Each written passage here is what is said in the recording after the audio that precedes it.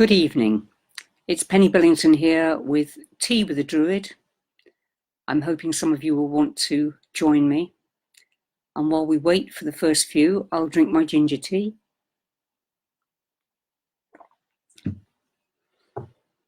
And I'll just take a breath to be here now.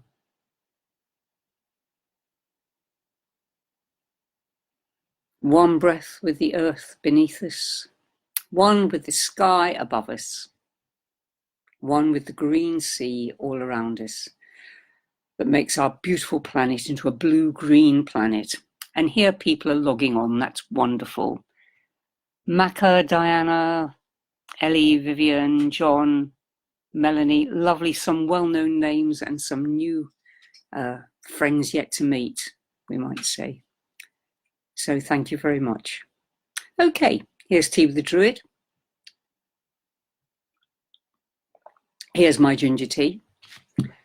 And I thought I'd tell you a little story tonight about how my life has been changed by being dragged into the 21st century.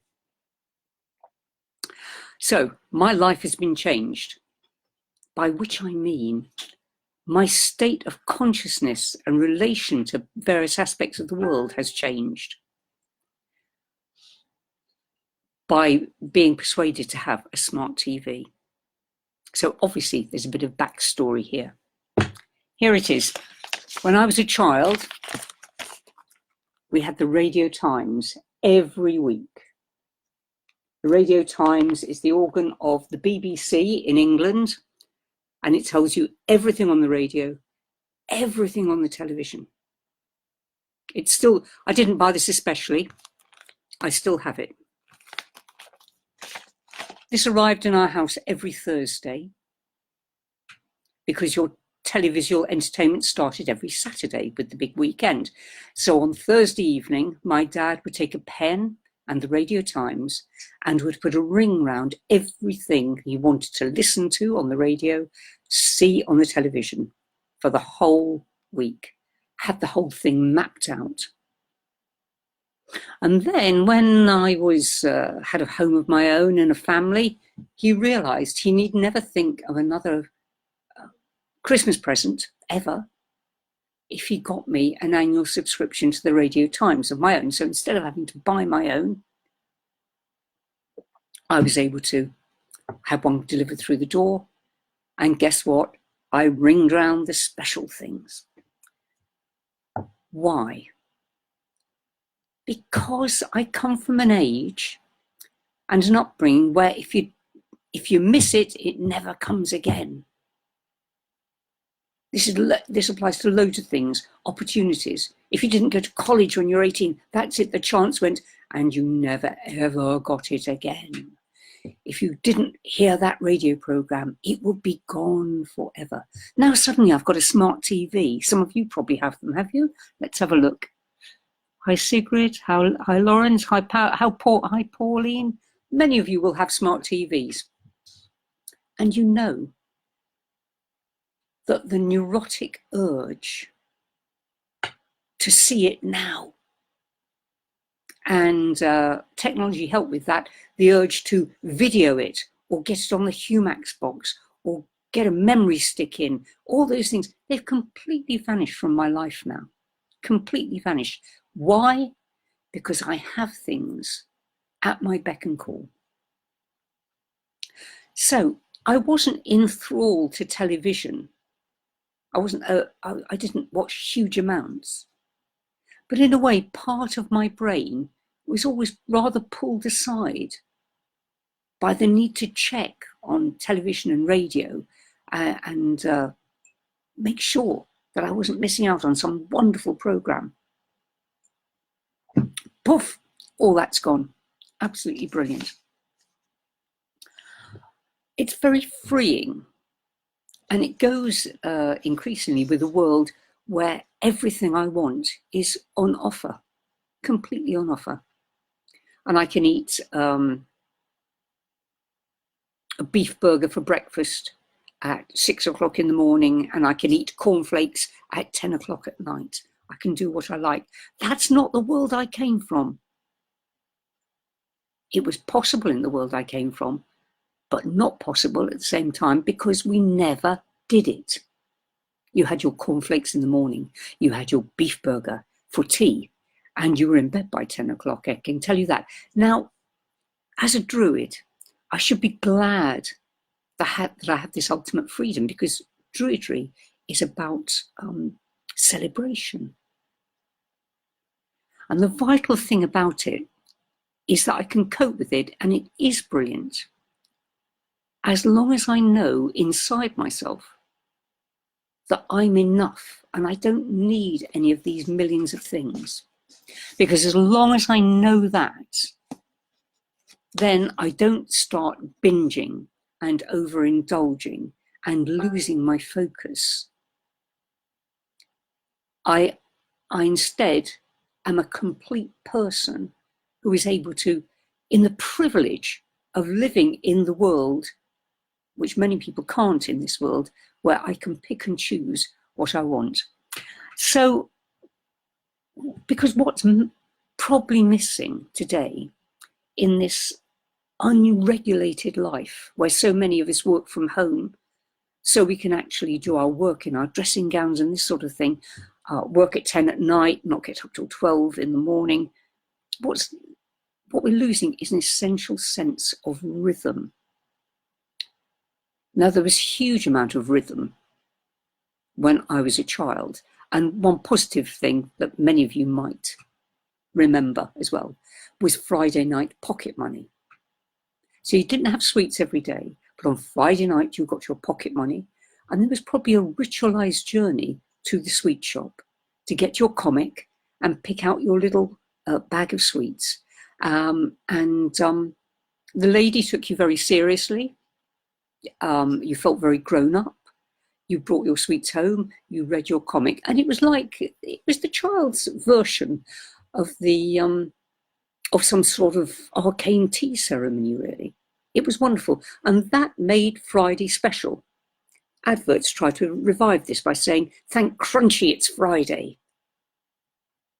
It's Friday night, give yourself a treat.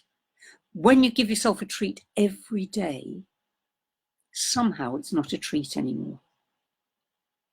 So I'm not saying for a moment I want to go back to the days of my growing up, because they were very supportive of the growing child in some ways and absolutely appalling in others. They were very regulated. There were rules for everything, not guidelines, but rules, the sort that you get when you poke your finger at people. And there were rules for adults as well. And this really was death to the creative spirit. It stopped a lot of people being creative. They lived out lives as society expected.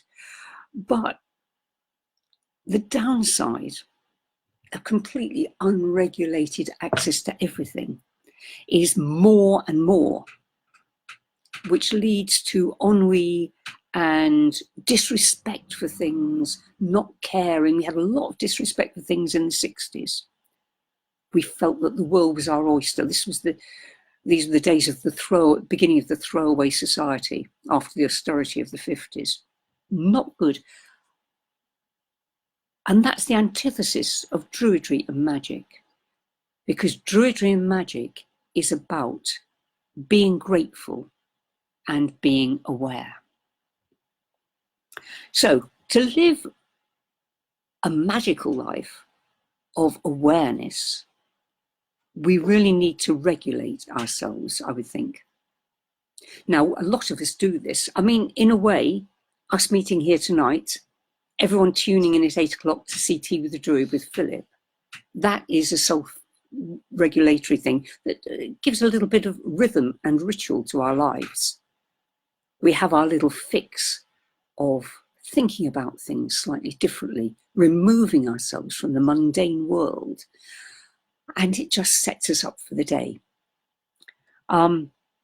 We also have our own micro rituals. A lot of us greet the morning in some way, light a candle in some way. A lot of us come in from work and shower off the working day before we start to relax. And of course, if we follow any sort of nature religion path, then we have the 8 festivals of the year, which gives us a lovely rhythm to our lives. So, as spiritual beings, in a world of excessive opportunities, we need to be self-governing. We have to keep our appetites within bounds, and we have to develop our own rhythms. Because Druidry isn't about Puritanism. It is about balance and harmony. I was thinking of an example of Puritanism there, a dear relative, elderly relative of mine, who told me once that when she wanted to do something, she automatically thought about why it might be wrong. And I thought that was one of the saddest things I'd ever heard. Why should it be wrong just because you would enjoy doing it? We don't come from that place, but we do come from a place of balance and harmony and noticing, maybe rationing our treats makes life more pleasurable. Because when I was a child, I think I got more pleasure from the Friday ritual of the Friday night sweets than children do from having treats shoved at them regularly every day when their mothers meet them from play school. Rationing is a good way of adding value to something. As Gilbert and Sullivan said in one of their operas, you know, I love toffee, but maybe a lifetime of eating toffee for every meal. It's hard to imagine, but maybe even toffee would lose its appeal. So we rationed as a way of adding value, and we notice when we're having treats, and we notice the small things, because our life is made up of a few big major events, and if we're lucky, we won't have too many traumatic ones. But for those few major events, we have 27 million tiny events, tiny opportunities to notice and see the magic of life. So let us take our smart TVs and act with discrimination and relaxation, and knowing that everything is there, but we don't need it. When we live life from noticing, our innate sense of right behaviour and our awareness, our growing awareness of what makes our spirit sing, keeps us on the right track. The more we do and notice, the more we get and understand the balance of what we have to do in the outside world and what is good for our spirit. And the more we notice, the more, strangely, opportunities tend to come along whereby those two parts of our being can actually mesh and meld. So those are my thoughts on smart TVs and not needing things because everything's available to us. The trick to not needing it is having it. When we go into our spiritual selves, we know that we are complete. So in 1 minute, I'm going to invite you to come on a meditation, and we'll just do that. We'll just harness the sense of completeness that we have in ourselves. Because completeness is never anything to do with the outward state. Completeness is nothing to do with mobility, age, health, finances, anything like that. And I know that because every therapist I've talked to about this has told me the difference in the people they help is nothing to do with those outward things, but is all to do with the spirit with which they engage with life. And we all know people of 90 who have kept their childlike spirit. And we all know people in their mid-20s who we can see are practicing to be middle-aged and solid and stolid and put their own restrictions around them. So let's resolve to be those light of spirit people and go within and find our completeness.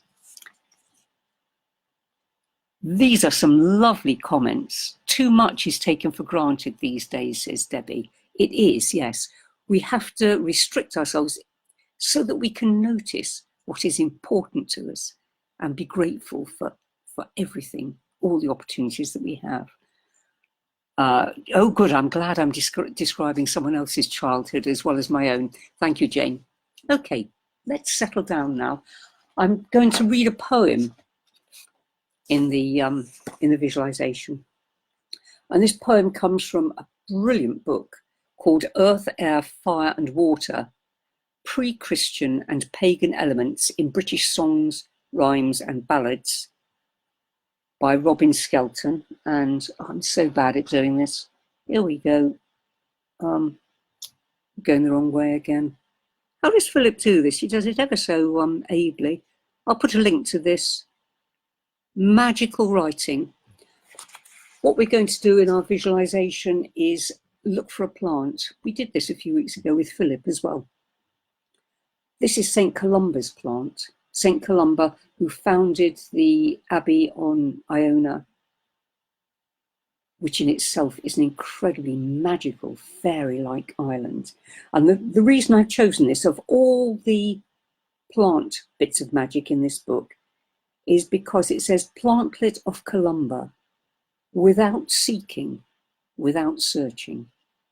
So this magical plant, which is a plant to bring you luck, any sort of luck you want, we get it without seeking and without searching. We just go within and it's going to be there. Then the poem mentions loads of different sorts of luck you can have. They're all luck from an agrarian society. Luck of sheep and luck of goats and luck of herds and luck of all sorts of wonderful things that were important to this community.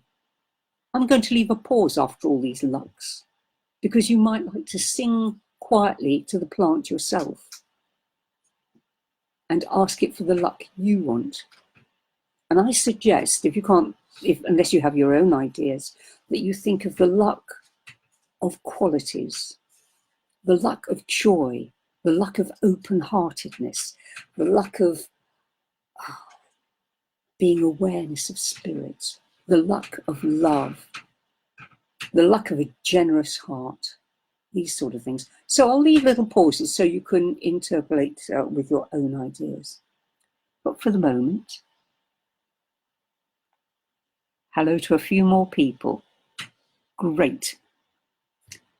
Let's all join together and take a breath with the earth beneath us.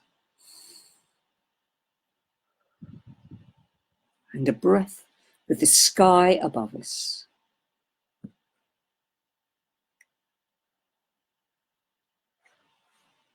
And a breath with the green sea all around us.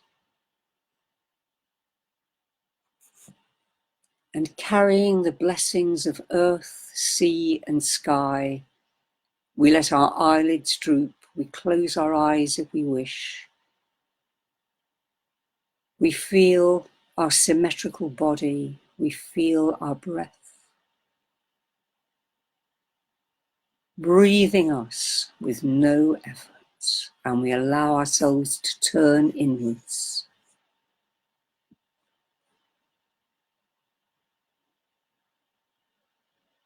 To go down and into our inner awareness. And as we do, we find ourselves in our very own grove of trees.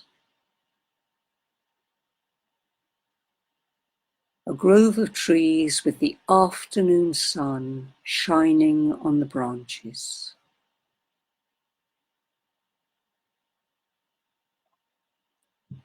The emerald leaves, the sage green leaves, the browny russet leaves, the brown and russet twigs, the black twigs of the birch, the sun glinting on the spear shapes and the heart shapes of the leaves, and the beautiful lobes of the oak tree leaf. The sharp needles of the yews and the pines, your native trees in your native grove. And for tonight, there is a fire in the centre of your grove. Just a low fire because the sun is warm. Just a fire to say, hello, there's a druid at home. In a moment, you might want to put the kettle on it. But you're happy to sit by the fire and bask in the sun and revel in the greenness.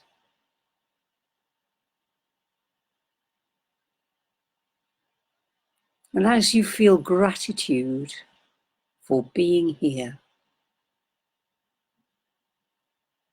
and as you feel full, as each breath fills you with a sense of completeness and rightness,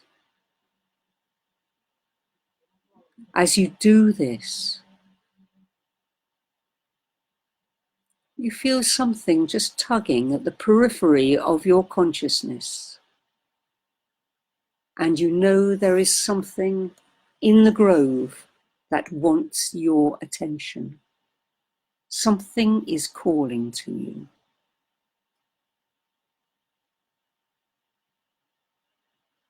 The breeze rustles the leaves of the big trees, it's not them. The breeze causes the flames of the fire to flicker, but it's not that. This is a small, green, succulent, healthy, low-growing plant. And as you stand, you allow the breeze to push you in the right direction. Stroll round your grove in a circle. And as you head for one particular tree, a bird calls from a different direction. So turn and walk towards the bird. And as you walk, suddenly you almost stumble on a tiny rock, and it causes you to look down. And you look down and see a special little plant. Every leaf vibrating with green health and energy. It is Saint Columba's plant of luck. And in your mind, in your inner voice, with your inner voice, you sing to the plant. Plantlet of Columba, without seeking, without searching, you are there. Plantlet of Columba, with your green and fresh growth. May I hold you under my arm forever. Plantlet of Columba, I give you my love and my greeting, and I ask for your luck tonight. For luck of means, for luck of sheep, for luck of birds, for luck of fields, for luck of produce and kine, for luck of progeny and people, for luck of opportunity, and for the luck of noticing my opportunities, for the love of fish, for the luck of goats, for the luck of the harmony of the whole green-blue world. Through the three on high, through the three anigh, through the three realms, through the Druid tree eternal, plantlet of Columba, I praise you, and I cull you now. I cull you now. And with that phrase, you pick a sprig, and as you move it towards your arm, it disappears magically into your heart. The plant of luck, the plant of love, the plant of the ancient saint of the fairy island.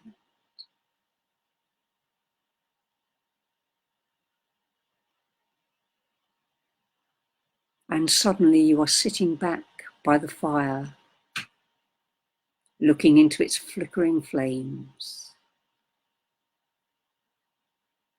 feeling the green life within you, and feeling your completeness, and feeling the need to come back to the apparent world. And as you do so, we'll do it with 3 breaths. Each breath that you breathe out will breathe out a blessing to all beings. So take a breath in, and the scene begins to fade, and breathe out your love and thanks and blessings. And breathe in again, and the picture has all but disappeared, and you're aware of your body now, and your breath breathing blessings out into your own room and into the apparent world. And one more breath, and breathe out blessings and love, and stretch your arms above you, and open your eyes, and smile at your screen, and know that you're smiling at our whole community that has joined in with this meditation. And just tap yourself to bring yourself back. Okay, we are complete. We are privileged. We have everything we need, and we show incredible gratitude for that and live a magical life. Ah, yes. The virtue for me here, says Erica, is balance. Julia says, yes, let's have our strawberries in June and our mince pies in December. And let's eat swedes until they come out of our ears in England, because we have our veg boxes, and say thank goodness when the first fresh green veg arrive. Okay, thank you so much for being with me. I'm really looking forward to reading all your comments and getting back to you. But for now, I think I've kept you quite long enough.